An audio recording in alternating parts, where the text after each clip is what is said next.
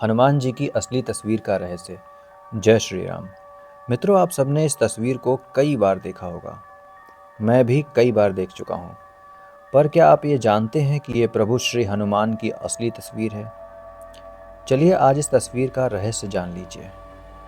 साल 1998 में कर्नाटक के एक वरिष्ठ फोटोग्राफर सुब्रमण्यम एक दिन अपने घर में आराम कर रहे थे। तभी अचानक एक अजनबी उनके घर आया। वह बहुत ही परेशान लग रहा था। उसके हाथ में कैमरा रोल था और उसने सुब्रमण्यम को कुछ ऐसा बताया कि वो चौंक गए। उसने बताया कि मैं, मेरा दोस्त और मेरा बेटा, हम 3 लोग मानसरोवर गए हुए थे। हम एक गुफा के पास बैठकर आराम कर रहे थे। तभी उस गुफा से एक तीव्र प्रकाश बाहर आने लगा। पूरी गुफा प्रकाशमय हो गई। वो प्रकाश इतना तेज था कि हम उसे देख ही नहीं पा रहे थे। हमारे लिए उसकी रोशनी सहन करना मुश्किल था।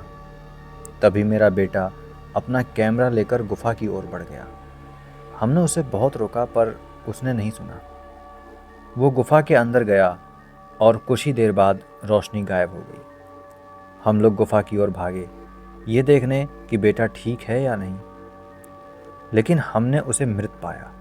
शायद वो गुफा में से आता प्रकाश और उसकी ऊर्जा को सहन नहीं कर पाया। गुफा अब एकदम शांत थी और हमारे पास जो था वो ये कैमरा।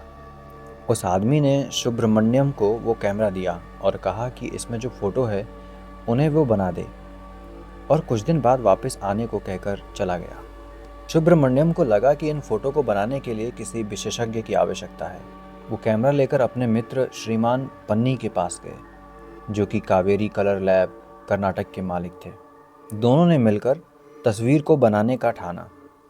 ये काफ़ी मुश्किल था क्योंकि तस्वीर में बहुत ज़्यादा प्रकाश था, लेकिन कोशिश करने के बाद उन्होंने जो देखा वे अचंभित रह गए। तस्वीरें काफ़ी लालिमा लिए हुए और धुंधली दिख रही थीं, पर यह साफ साफ दिख रहा था कि कोई वानर जिसकी बड़ी पूंछ है संस्कृत के शब्दों को पढ़ रहा है। श्रीमान पन्नी ने उस तस्वीर से 6 फोटो बनाए और आखिरी फोटो को देखकर वे बहुत ही चौंक गए।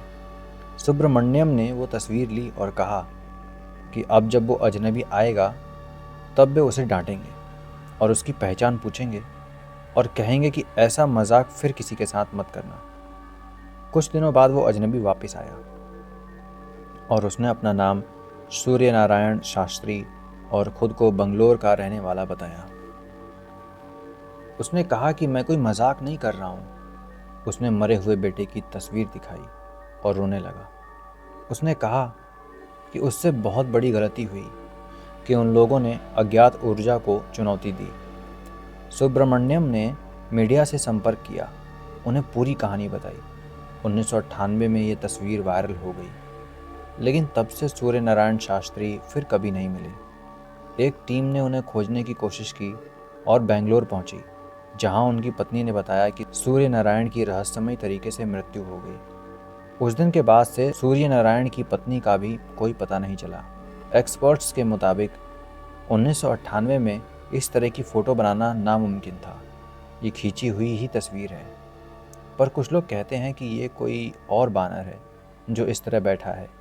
लेकिन सूर्य नारायण, उनके बेटे की मौत और उनकी पत्नी का गायब हो जाना आज भी अनसुलझा रहस्य बना हुआ है।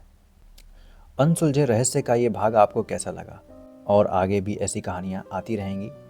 वीडियो अच्छी लगी तो इसको लाइक कर दें, चैनल को सब्सक्राइब कर दें और बने रहें हमारे साथ। अद्भुत चैनल आप सबके मंगल में होने की कामना करता है। धन्यवाद।